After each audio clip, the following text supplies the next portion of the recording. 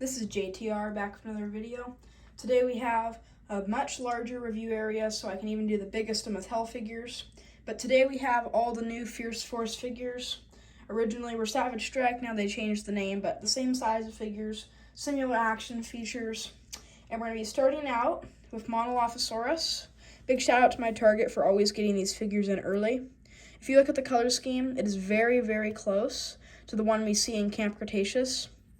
It looks very, very, very nice. This one seems like 100% based off of it if you go look back at the season. I'm very impressed with it.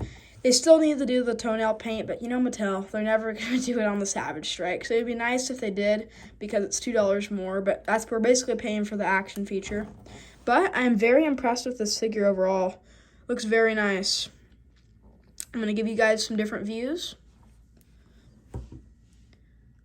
This one also, I forgot to tell you guys, it doesn't want to stand, this Monolophosaurus, and I'm pretty sure the past one, I had a similar problem. It still stand, but I have no idea. So compared to the older color scheme, it's not really as good, but it still fits. So now I'm moving on to the views, but I'll have to hold it. View 1, view 2, view 3, view 4. And as you can tell that this wasn't one of the original prints, they used the same one as the previous one because every single time one of these is printed, the mold loses a little bit of its detail. So if you look super closely, you can see that there's more detail on the old one because they used the exact same but just repainted it in a different color scheme. And yeah, it's a pretty nice figure. I'd give it, for Mattel, at least they did some dry brushing in the underbelly, so I'll give it a 6. Because I've seen way worse. I mean, just think about Hasbro. Very nice figure. Now it wants to stand. Now we're moving on to this one. I think it's the Masiakasaurus. Probably pronouncing that way wrong. I didn't pick up the green one from the last wave because I just wasn't really impressed with it. But this one, it's pretty nice. The action feature is pretty cool. It's kind of like the original Fallen Kingdom Carnotaurus. The underbelly is slightly dry brushed and painted, and you want that code. Let's see if my camera will zoom in on it. There you go. And I forgot to do that with the Monolophosaurus. So there you go for both of those. Okay, paint job, it's pretty good. The mouth's painted inside, teeth are painted well. I feel like it looks kind of cheap on the Monolophosaurus, kind of like the Playmates Godzilla. They just throw it on there. This one, I like how they had separate teeth, and I don't know, I just like when they add articulated jaws. It just seems more of like a model than just some junk. Articulation's decent. Arms, legs, kind of like all Savage Strike carnivores, as I showed you before the action feature. And now I'll be moving on to views, and this one does stand. That's a good thing. Let's see if my camera will switch modes. This is also being shot in 4K Ultra UHD on an iPhone 13 Pro Max. Here you guys go. A lot of people have a lot of hate towards this figure I've seen on Instagram, and I don't necessarily know why, because I feel like the other color scheme just doesn't really fit. It's more of a jungle color scheme. I don't know. Yeah, but that's a nice figure. Overall, for Mattel, as usual, the nails aren't painted, but I'd give it an 8, maybe an 8.3. It's not bad. They're actually doing more work than the other figures. Next, I got 2 of these because I love herds of ceratopsians. Here is Styracosaurus. The color scheme on this, I actually personally think it's the best we've gotten so far. It looks pretty dang good. Let's see if my camera will focus. There you go. Action feature is the usual headbutt feature, and I've always noticed that it looks super cool, that feature, because I can totally see another dinosaur and just stab it and then it just dies. Color scheme on this is really good. Toenails aren't painted, but that's actually an extremely rare thing on Mattel ceratopsians. I think we had it on the Margosaurus, and that was it. Don't quote me on that, but I'm pretty sure.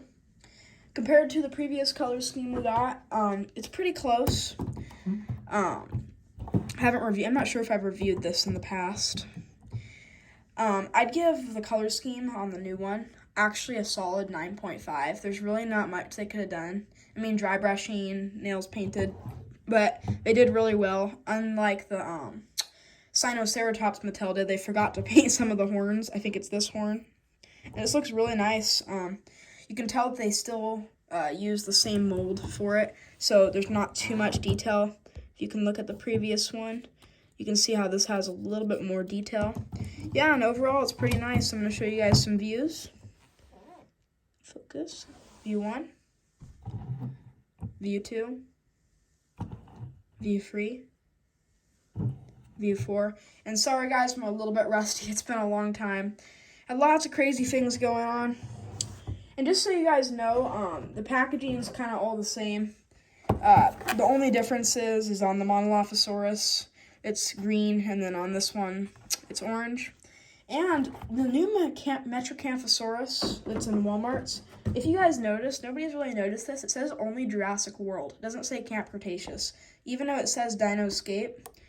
That's off subject, but hope you guys understand that. And also probably pronouncing this one wrong, but Tanystropheus.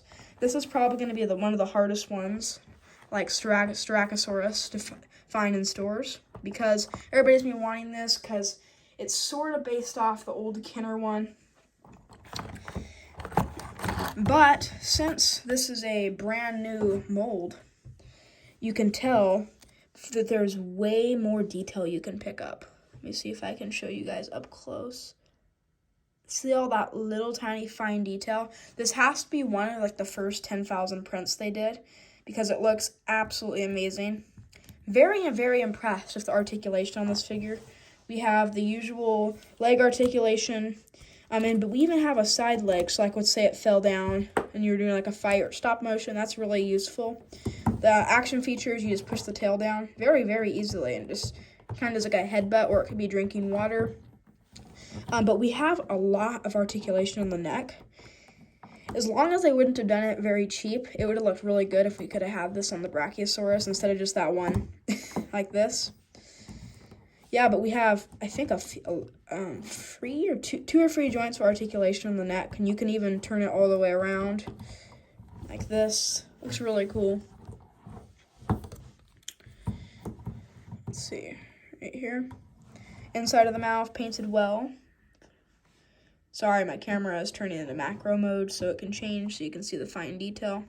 Overall, the color scheme is pretty nice. Nails aren't painted. I can see that for this particular figure. I'm very impressed, as I said before, the detail on this, since they did. I wish they'd just redo the mold every time they release a figure, because if they ever do an alternate color scheme of this, it will not have this much detail. And now I'm going to move everything out of the way and start with Monolophosaurus and show you guys a size comparison. Oh, and by the way, on Tanystropheus, for Mattel, I'm going to give it a solid 9.5, just like the Styracosaurus. It's actually a really good interpretation. So, for a size comparison, I'm going to put Mattel's Buck Tyrannosaurus. Ooh, I might not be able to fit this, but still, you guys probably can see that it's much better than the past. There we go. And I'm going to get Mattel Velociraptor Jurassic Park with a Rods Random Work replacement head. And just so you guys know, we'll be having a lot of Rods Random Work reviews coming extremely soon.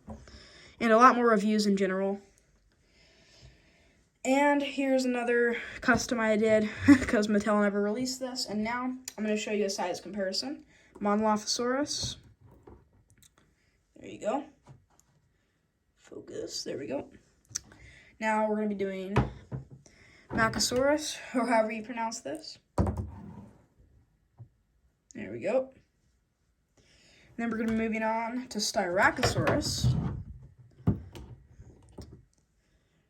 There you guys go. And then the final one we'll do is Tanystropheus. Hopefully we're pronouncing that right. It's actually extremely big for a Savage Strike. It almost looks like a Sound Strike. I don't have any of those on hand right now, but it's actually very large.